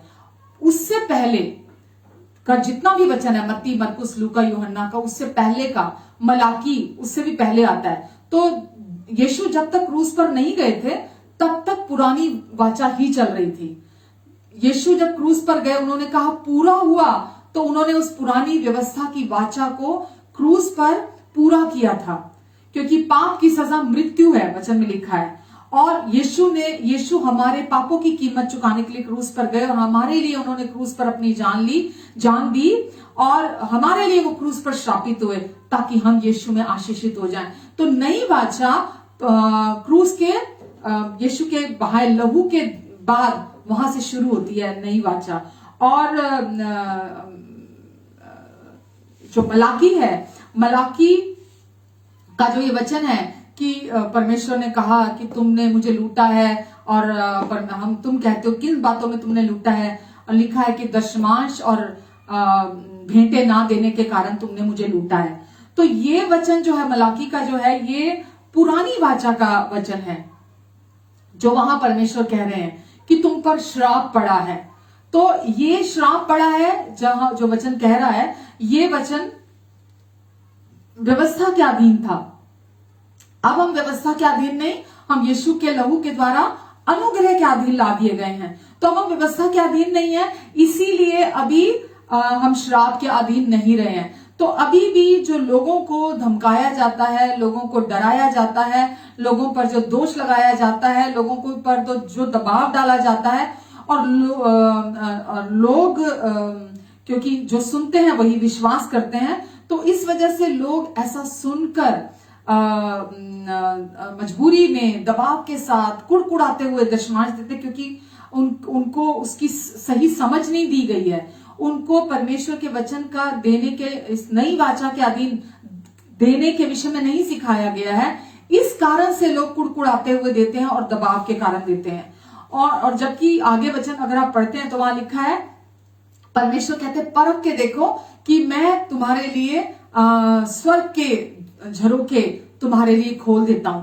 तो ये वचन जो है, अगर हम परमेश्वर पर भरोसा रखते हैं तो परमेश्वर हमारे लिए अब उदारता से, बहुतायत से हमारी जिंदगी में हमें देते हैं। परमेश्वर की बिल्कुल सच्चाई है ये परमेश्वर की।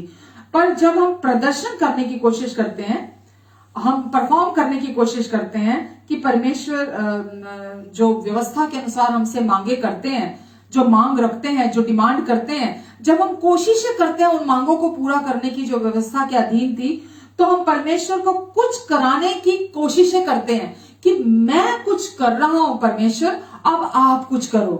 तो जब भी कोई व्यक्ति परमेश्वर से कुछ कराने की कोशिश करता है, वो व्यक्ति श्राप के नीचे आ जाता है। परमेश्वर से कुछ कराने की कोशिश करने का क्या अर्थ है? व्यवस्था। कुछ भी करना, ये करना ये नहीं करना, ये करना ये नहीं करना। अपने कर्मों से, अपने कोशिशों से, अपने प्रयासों से जब आप कुछ करते हैं, परमेश्वर से कुछ कराने की कोशिश करते हैं, तो आप पर श्राप पड़ता है, आप श्राप के अधीन आ जाते हैं। हालेलुया।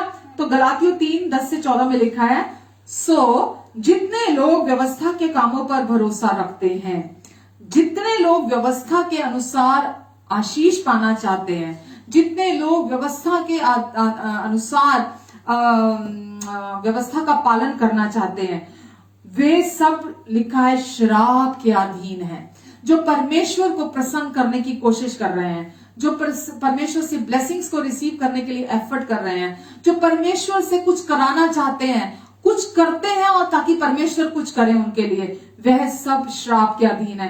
क्योंकि लिखा है, जो कोई व्यवस्था की पुस्तक में लिखी हुई सब बातों को करने में स्थिर नहीं रहता, वह श्रापित है। पर यह बात प्रकट है कि व्यवस्था यानी कि करना नहीं करना, ये करना नहीं ये नहीं करना, चाहे आप किसी भी व्यक्ति की बात कर लें, जो व्यक्ति करना नहीं करना के कुचक्र में फंसा हुआ है, वो श्राप के अधीन है। केवल यीशु में ये कुचक्र टूटता है, ये श्राप का कुचक्र टूटता है, और हम कुछ भी ऐसे कार्य नहीं करते कि परमेश्वर को हम प्रसन्न करने की कोशिश कर रहे हैं, परमेश्वर को प्यार करने की हम कोशिश कर रहे हैं, परमेश्वर से आशीष प्राप्त करने की हम कोशिश कर रहे हैं। ये कुचक्र है जो हम करते हैं, पर क्योंकि हमने सीखा नहीं है, हम अभी तक उस गलत शिक्षा में, जो आज चर्चिज में भी फैली हुई है, हम उस गलत शिक्षा को लिए हुए हैं, इसीलिए हम श्राप के अधीन हैं। इसीलिए आज भी लोग कर्जों के नीचे हैं, इसीलिए आज भी लोग गरीब हैं, कमी में हैं, घटी में हैं, आज भी उनके जीवन पर क्योंकि श्राप है, इसी वजह से वो कर्जों के नीचे हैं। पर मेरे प्रियो, यदि आप आज का वचन जो सुन रहे हैं और आज आप ये सीख रहे हैं कि परमेश्वर ने इस नई वाचा में हमारे जीवन में केवल एक ही चीज को शामिल किया है देने के मामले में, कि हम किस उद्देश्य से देते हैं, किस हृदय से देते हैं। आप जब इस सच्चाई को अपने जीवन में समझ लेंगे और इसके मुताबिक जब आप करते हैं, तो आप यकीन जानिए आपके जीवन में आप कर्जों के अधीन नहीं रहेंगे, आप उधार नहीं पकड़ते रहेंगे लोगों से, आप शर्मिंदा होके नहीं जिएंगे। वचन में लिखा है, लेने वाला जो है वो देने वाले का गुलाम हो जाता है, जो उधार लेने वाला है वो उधार देने वाले व्यक्ति का दास बन जाता है। तो जब आप उधार लेकर जीवन जीते हैं, क्योंकि आपको पता ही नहीं, समझ में नहीं आ रहा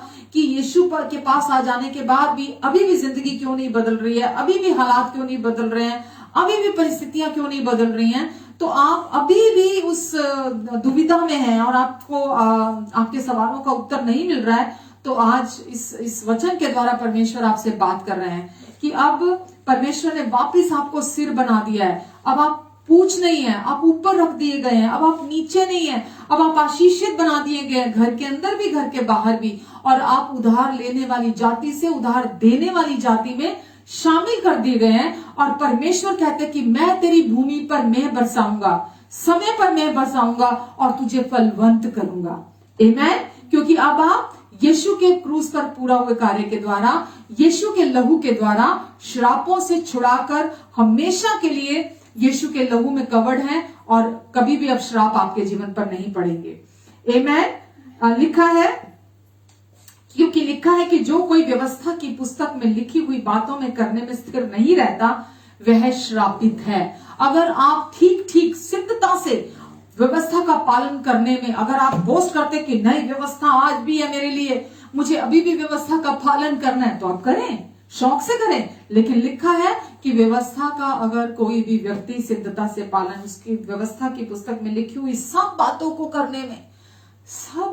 करने में स्थिर नहीं रहता, वह श्रापित है। पर यह बात प्रकट है कि व्यवस्था के द्वारा परमेश्वर के यहाँ कोई धर्मी नहीं ठहरता, क्योंकि धर्मी जन विश्वास से जीवित ठहरेगा। कौन है धर्मी? जिसने यीशु मसीह पर विश्वास किया है।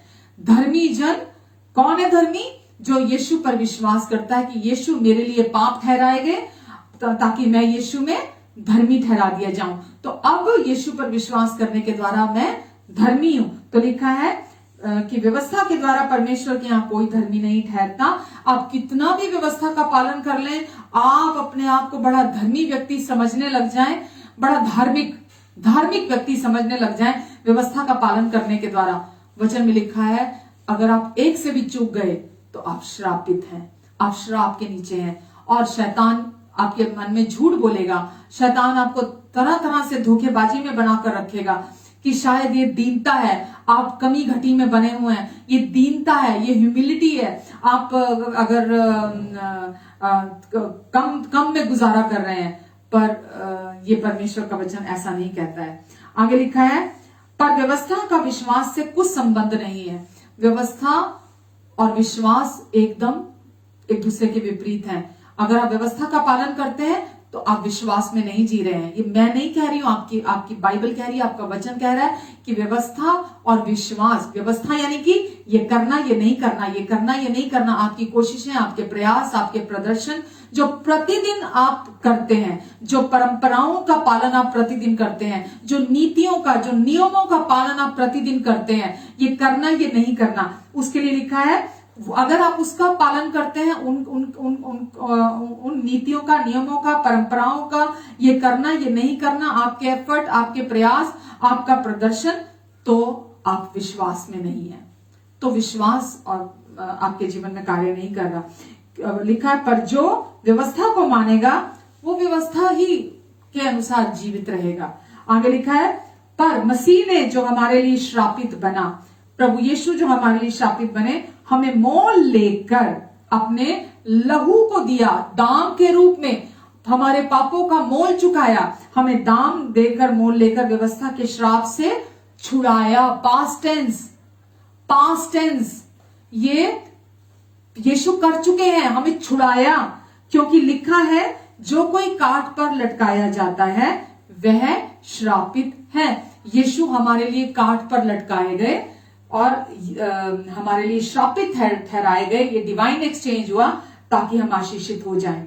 यह इसलिए हुआ कि अब्राहम की आशीष मसीह यीशु में अन्य जातियों तक पहुंचे और हम विश्वास के द्वारा उस पवित्र आत्मा को प्राप्त करें जिसकी प्रतिज्ञा हुई है। आमेन। तो परमेश्वर ने हमें यीशु में आशीषित कर दिया। हमें परमेश्वर ने अपना सुंदर गिफ्ट, अपना वर्णन से बाहर का गिफ्ट, अपना इकलौता पुत्र यीशु हमारे लिए दिया। और यीशु हमारे लिए इस धरती पर आए, केवल जिए नहीं हमारे लिए, यीशु हमारे लिए क्रूस की मृत्यु मरने के लिए आए थे। और यीशु हमारे लिए क्रूस पर मरे ताकि हमारे पापों से हमें छुड़ा लें। इसलिए नहीं मरे कि हमें कोई नया धर्म दे दे, हमें कोई नया पंथ दे दे, हमें कोई नया गुरु मिल जाए जिसके पद चिन्हों पर हम चले। बिल्कुल नहीं, यीशु आए ताकि हमें वो हमेशा के लिए पूरी मानव जाति को, पूरी ह्यूमन रेस को वो पाप की कैद से, पाप के चंगुल से, पाप की बीमारी से हमेशा के लिए मुक्त करने के लिए आए, पापों से मुक्ति दिलाने के लिए आए और हमें हमेशा के लिए आशीषित ठहराने के लिए आए। तो यीशु ने ये काम आकर पूरी रीति से पूरा कर दिया है और अब हम हमेशा के लिए आशीषित हैं। अनुग्रह के अधीन ये पहले से ही पूरा हो चुका कार्य है। अनुग्रह के अधीन आप पहले ही आशीषित हैं। आप आशीषित धीरे धीरे नहीं होते हैं। अनुग्रह के अधीन यीशु के क्रूस पर पूरा हुए कार्य के द्वारा आप पहले ही आशीषित ठहरा दिए गए हैं और आप इस समय भी आशीषित हैं। व्यवस्था धर्मी नहीं ठहराती। व्यवस्था का पालन करने के द्वारा कोई भी व्यक्ति धर्मी नहीं ठहरता। हमें ही अनुग्रह पर विश्वास करने के द्वारा चलना है। अब हम अनुग्रह पर विश्वास करने के द्वारा प्रतिदिन चलते हैं। आज नई वाचा के अधीन हम व्यवस्था के द्वारा चलाए से नहीं चलते हैं। और क्योंकि व्यवस्था किसी व्यक्ति को धर्मी नहीं ठहराती है, ये वचन में अभी हमने पढ़ा गलातियों 3 में। हम इस नई वाचा में अनुग्रह के अधीन है, और अनुग्रह के अधीन हम हर दिन विश्वास में चलते हैं। अनुग्रह के अधीन हम हर दिन विश्वास के चलाई से चलते हैं, क्योंकि व्यवस्था और विश्वास दोनों का आपस में कोई संबंध नहीं है। आमेन। क्योंकि व्यवस्था का स्वभाव ही वैसा है, और ये विश्वास से नहीं बल्कि व्यवस्था कार्यों पर निर्भर है। व्यवस्था कैसे कार्य हमारे जिंदगी में काम करती है? कार्य। जब तक आप कार्य कार्य कार्य कार्य करते रहेंगे, व्यवस्था जैसा चाहती है, डिमांड करती है, तो व्यवस्था का स्वभाव है कार्यों पर निर्भर होना। और ब्लेसिंग प्रभु यीशु मसीह से आती है आज हमारी जिंदगी में, हमारे एफर्ट से नहीं आती है, हमारी कोशिशों से, हमारे कार्यों से, हमारे परफॉर्मेंस से हमारे जीवन में आज आशीष नहीं आती है। हमारे जीवन में आशीष आज प्रभु यीशु मसीह से आती है। आमेन। जबकि आज के समय में, क्योंकि हम नई वाचा के अधीन है, अगर हम टाइथ नहीं भी देते हैं, अगर हम दशमांश नहीं भी देते हैं, तो भी आज हमारे जीवन पर कोई दंड नहीं है। आमेन। मैं भी चर्च चलाती हूं, मैं भी एक पास्टर हूं, और मैं भी लोगों को आजाद करना चाहती हूं कि लोग फ्री विल का इस्तेमाल करते हुए, अपनी स्वतंत्र इच्छा का इस्तेमाल करते हुए आज वो परमेश्वर के राज्य में देना सीखें। तो जबकि दशमांश नहीं देने के कारण लोगों के जीवन पर दंड आज्ञा नहीं है, आज कोई भी दंड नहीं है, फिर भी ऐसा करना आज भी हमारे हित में है। अगर आज फिर भी हम चुनाव करते हैं, हम आज दशमांश देते हैं, अगर आज हम परमेश्वर के राज्य में लव ऑफरिंग्स देते हैं, अगर आज हम कुछ भी बोते हैं परमेश्वर के राज्य में, तो हमारे फेवर में काम करता है। आमेन। हालेलुया। तो बाकी का वचन हम नेक्स्ट वीक देखेंगे। तो आज हम जो भी कुछ करते हैं, जैसा अभी मैंने मलाकी 3 में पढ़ा था कि अब हम ये ना समझें कि अगर हम दशमांश नहीं देंगे, अगर हम ऑफरिंग नहीं देंगे, तो हम पर श्राप पड़ेगा।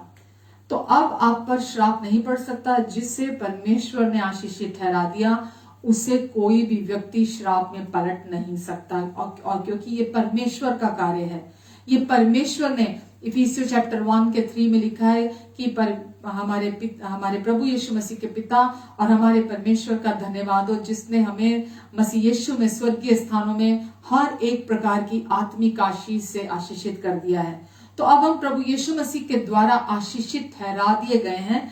लेकिन आज हम जब देते हैं, तो दशमांश देते हैं, या आज हम जब ऑफरिंग देते हैं, तो आज भी ये अनुग्रह के अधीन भी ये हमारे लिए ठहराया गया है कि हम आज भी दशमांश देते हैं, और आज भी हम दें, लेकिन किसी भी श्राप, दंड या किसी भी दोषारोपण के कारण नहीं, या किसी दबाव के कारण नहीं, या कुड़कुड़ाने के कारण नहीं। आज जब हम इसे देते हैं तो हम अच्छे हृदय से, क्योंकि परमेश्वर ने हमारे लिए अपने इकलौते पुत्र को, प्रभु यीशु मसीह को, जो वर्णन से बाहर है कि परमेश्वर ने हमारे लिए क्या दे दिया, हमारे लिए अपना स्वर्ग का सबसे बेस्ट हमारे लिए दे दिया, मरने के लिए दे दिया, मरने के लिए। और यीशु हमारे पापों के लिए मरे, और यीशु के लहू ने हमें हमारे पापों से छुड़ाया, हमें हमारे श्रापों से छुटकारा दिलाया, और हम यीशु के लहू के कारण आज श्रापों से बचते हैं, क्योंकि यीशु का लहू आज हमारे जीवन के ऊपर है। और क्योंकि यीशु ने क्योंकि परमेश्वर ने हमें अपना 100% दे दिया है, आज आप 10% पे नहीं रुक सकते। अगर आप मुझसे पूछेंगे तो मैं खाली 10% पे नहीं रुक सकती, मुझे 20%, 30%, 40%, 50%, 60%, 70, 80, 90%, 100% भी अगर परमेश्वर देने के लिए कहते हैं, तो मुझे मैं वो 100% भी हर्ष से, खुशी से, प्रसन्न चित्त दिल से, उदारता से देने के लिए मैं तैयार हूं परमेश्वर को। आमेन। परमेश्वर जैसा मैंने अभी एक आखिरी बात कह रही हूं वापस, जैसा मैंने अभी कहा, जो कुछ भी आप परमेश्वर के राज्य में देते हैं, वो बोते हैं आप, वो बोते हैं आप पर निर्भर करता है आप कितनी हार्वेस्ट चाहते हैं। जो थोड़ा बोता है वो थोड़ा काटता है, जो बहुत बोता है वो बहुत काटता है। परमेश्वर चाहते हैं हम अच्छे हृदय से दें, हम अच्छी सोच के साथ दें।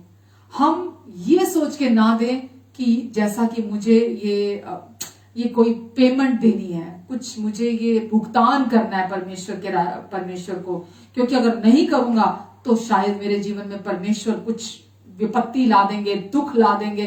पहले हम जब प्रभु में आए थे तो मैंने ये सुना, आपके घर का फ्रिज खराब कर देंगे परमेश्वर, आपके घर का टीवी खराब कर देंगे, आपकी वॉशिंग मशीन खराब कर देंगे परमेश्वर, आपका एक्सीडेंट हो जाएगा, रोड एक्सीडेंट हो जाएगा, कहीं डॉक्टर पे खर्चा हो जाएगा, आपको बीमारियों पे देना पड़ जाएगा अगर आप दशमांश नहीं देंगे, आपका परमेश्वर कई गुना आपसे निकाल लेंगे, उनको वसूली करनी आती है, अगर आप नहीं देंगे तो परमेश्वर वसूल कर लेंगे।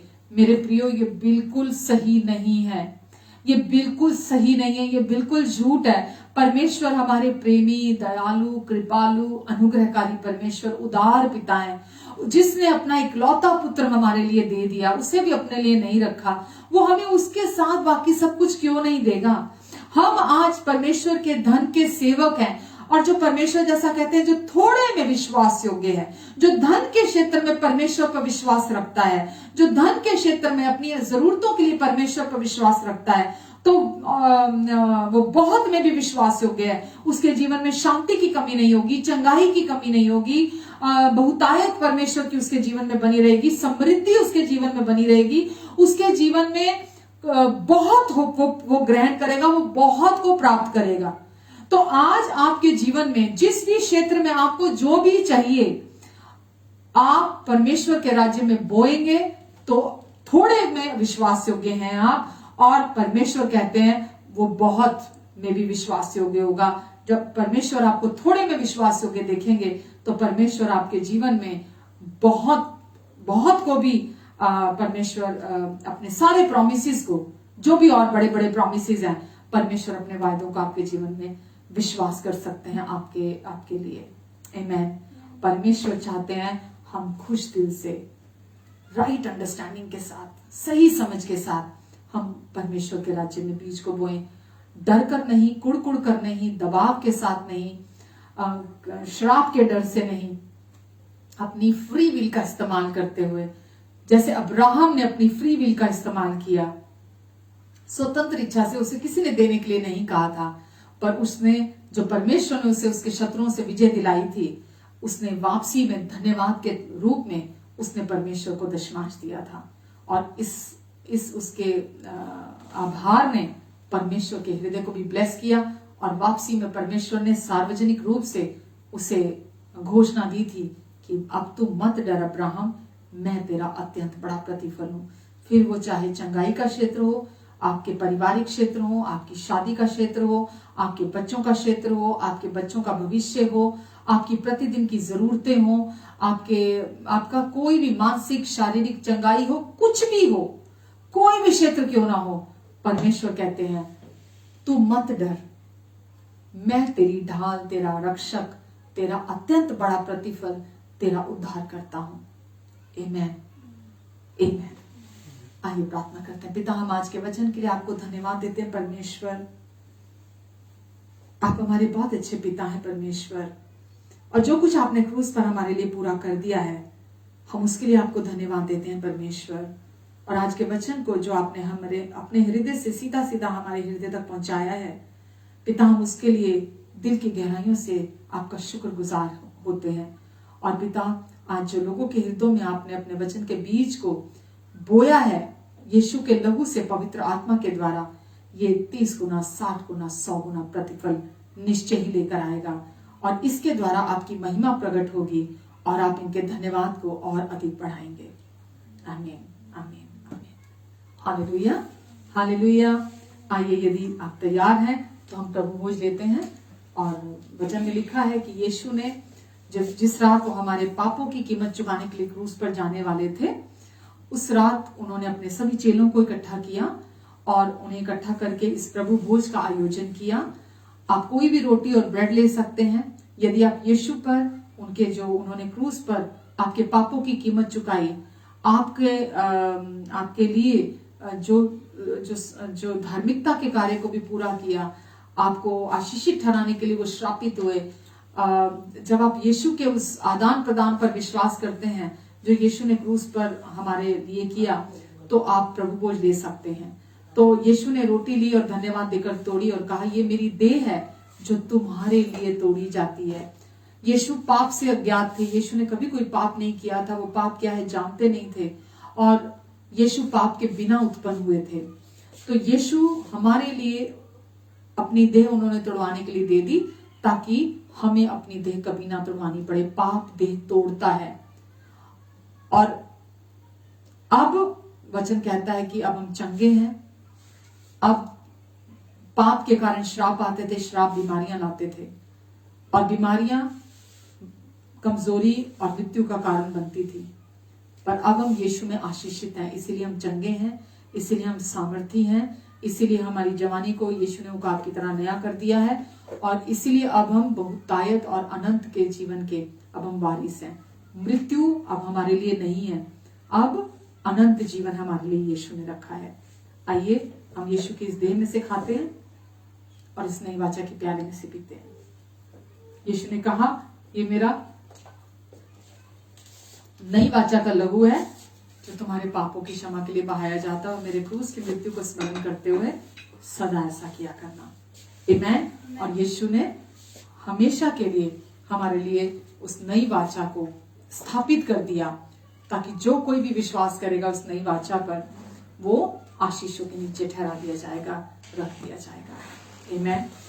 धन्यवाद परमेश्वर।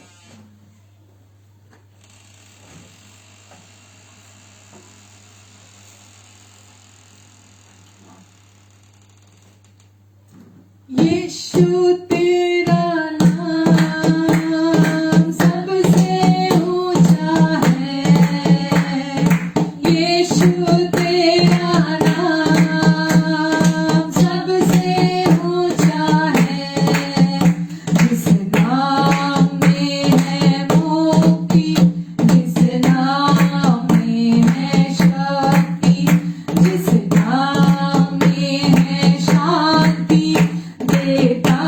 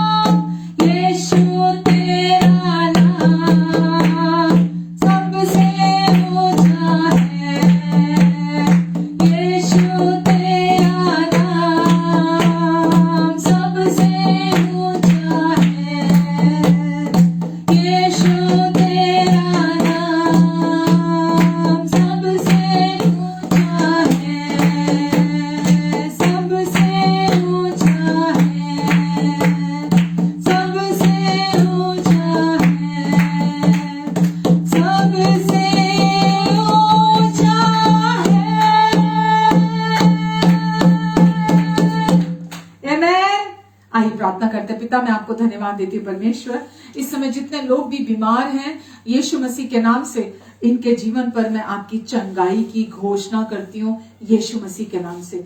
इनके जीवन पर आपके छुटकारे की घोषणा करती हूँ यीशु मसीह के नाम से। शैतान की मैं हर एक गंदी चाल को, जो भी इनके जीवन के जिस भी क्षेत्र में वो अपने झूठ और धोखेबाजी के द्वारा चलता है, मैं तोड़ती हूँ यीशु के नाम से। इनके परिवारों को इनके के ऊपर मैं आपके विजय की घोषणा करती हूँ। इनके बच्चों के जीवन में मैं आपके विजय की घोषणा करती हूँ। इनकी शादीशुदा जिंदगी के ऊपर मैं आपके विजय की घोषणा करती हूँ परमेश्वर। इनके सेहत की जिंदगी में मैं आपके विजय की घोषणा करती हूँ। इनके परिवारों में, इनके समाज में, इनके लाइफ के हर क्षेत्र पर मैं आपके विजय की और आपकी आजादी की घोषणा करती हूँ यीशु मसीह के नाम से। और मैं धन्यवाद देती हूँ पिता कि आज का वचन इनके जीवन में 30 गुना, 60 गुना, 100 गुना फल लेकर आएगा। पिता, इन सब पर आप अपना अनुग्रहकारी हाथ बनाकर रखेंगे, इन्हें अपनी अंडरस्टैंडिंग देंगे परमेश्वर कि अब ये इनके भीतर नई वाचा के द्वारा जो नया हृदय, जो नया मन आपने दिया है परमेश्वर, ये उस हृदय और उस मन के चलाई से चलेंगे। आप प्रभु पवित्र आत्मा, आप इनकी मदद करेंगे, राइट अंडरस्टैंडिंग को खोलेंगे, ताकि ये आपके प्रकाशन के द्वारा नई वाचा के ये बीज को बोए अपने जीवन में। और परमेश्वर आप अपना अनुग्रहकारी हाथ इन पर बनाकर रखेंगे, इनके आने जाने पर अपनी आशीष को ठहराएंगे और अपने मुख का तेज इनके मुख पर आप चमकाएंगे। और हर एक शत्रु की गंदी चाल से आप इनकी रक्षा करेंगे, इन्हें बचाकर रखेंगे। और आपने इन्हें उधार लेने वाली नहीं, उधार देने वाली जाति में शामिल कर दिया है। इन्हें कभी किसी से उधार लेना नहीं पड़ेगा। आपने इनके लिए प्रॉमिस जो किया, आपने कहा कि तुम उन बड़े बड़े नगरों में जाकर रहोगे जो तुमने नहीं बसाए, उन बड़े बड़े पदार्थों से भरे हुए घरों में जाकर तुम रहोगे जो तुमने नहीं भरे, तुम उन कुओं का पानी पियोगे जो तुमने नहीं खोदे, तुम उन दाखलता की बारियों और जैतून के वृक्षों के फल में से खाओगे जो तुमने नहीं लगाए। परमेश्वर, आप कहते हैं कि गड़ा हुआ धन भी मैंने तेरे लिए रखा है। परमेश्वर, आप कहते हैं कि किसी भी बात की चिंता मत करो, क्योंकि मुझे तुम्हारा ध्यान है। आप चाहते हैं कि ये हर क्षेत्र में या फाइनेंशियल एरिया में, आर्थिक क्षेत्र में भी आप पर विश्वास रखें। आप इनके जीवन में आप कहते हैं मैं सब कुछ को संभाल लूंगा, मैं सब कुछ को संभाल लूंगा, तुम मुझ पर भरोसा रख। हाँ परमेश्वर, आपने इन्हें फ्री विल दिया है ताकि ये उस स्वतंत्र इच्छा का इस्तेमाल करते हुए आपके वचन के अनुसार जैसा आपने लिखा है, ये उसे करने वाले बने, ना कि किसी दबाव के कारण और कुड़कुड़ाने के द्वारा, बल्कि खुश हृदय से आपके राज्य में बीज को बोए। धन्यवाद परमेश्वर, आप इनकी हर एक जरूरत को अपनी महिमा के उस धन से जो मसीह यीशु में आप पूरी करेंगे, और आपके अनुग्रह से इनके पास हर समय, हर बात के लिए सब कुछ जो आवश्यक है उसकी बहुतायत होगी, और यहाँ तक कि भलाई करने के लिए भी इनके पास हमेशा बहुत रहेगा आपके अनुग्रह से।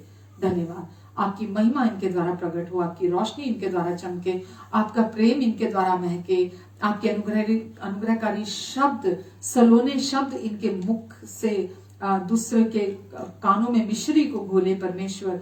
और परमेश्वर, आपकी योजना इनके द्वारा पूरी हो, आपका उद्देश्य इनके द्वारा पूरा हो, आपकी इच्छा जैसे स्वर्ग में पूरी होती है इनके जीवन से वैसे ही पूरी हो, आपका जीवन इनमें से होकर बहने पाए परमेश्वर, और आपका अनुग्रह और शांति इनके जीवन में मल्टीप्लाई हो जाए प्रभु यीशु के नाम से। धन्यवाद देती हूँ पिता मैं आपको। धन्यवाद परमेश्वर, आप हर कदम पर इनकी मदद करेंगे और इनकी सहायता करेंगे और इन्हें सिखाएंगे और दूसरों के लिए आशीष का कारण बनाएंगे। धन्यवाद परमेश्वर। आमेन, आमेन, आमेन। हालेलुया। आशा रखती हूँ कि आज के वचन से आपको आशीष मिली है। बार बार वचन को सुने, एक बार नहीं, 2 बार नहीं, 3 बार नहीं, बार बार सुने, क्योंकि विश्वास सुनने से आता है और सुनना मसीह के वचन से होता है। तो जब आप बार बार वचन सुनते हैं तो जो गलत विश्वास आपके अंदर अभी तक गलत शिक्षाओं के द्वारा आया है, वो गलत विश्वास वहां से चला जाता है और सही विश्वास सही जीवन को उत्पन्न करता है। गलत विश्वास गलत जीवन को उत्पन्न करता है, सही विश्वास सही जीवन को उत्पन्न करता है। तो खुद भी सुने, अपने प्रियजनों के साथ भी इस वचन को शेयर करें, दूसरे अपने और भी जो भी आपके प्रियजन हैं या जो भी आपके और विश्वासी भाई बहन हैं, सबके साथ इस वचन को बांटे। यूट्यूब में भी हमारा चैनल है प्रतिभा पुरी के नाम से, उसे भी सब्सक्राइब करें, क्योंकि हमें ज़रूरत है वहाँ पर कि ज़्यादा से ज़्यादा सब्सक्राइबर हों, क्योंकि जब तक वहाँ 1000 के लगभग सब्सक्राइबर नहीं होते, हम वहाँ से यूट्यूब लाइव नहीं कर सकते हैं। तो प्लीज़ आप वहाँ से भी जाके सब्सक्राइब करें और लाइक करें, शेयर करें, कमेंट करें, ताकि परमेश्वर का सच्चा सुसमाचार, सही सुसमाचार यीशु का दूसरे लोगों तक ज़्यादा से ज़्यादा पहुँचे। परमेश्वर आपसे बहुत प्यार करते हैं, इसलिए हम भी आपसे बहुत प्यार करते हैं। हमारे साथ जुड़ने के लिए, हमें इनकरेज करने के लिए मैं आपको ब्लेस करती हूँ। प्रभु आपको और आपके प्रियजनों को हमेशा अपनी सुरक्षा के नीचे बनाकर रखेंगे। Thank you and God bless you. Take care.